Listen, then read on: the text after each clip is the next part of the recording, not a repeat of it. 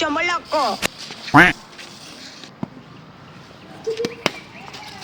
হে বেটা কি বল করস, ভালো করে বল কর। আচ্ছা ঠিক আছে উস্তাদ। রিপিটেন্স।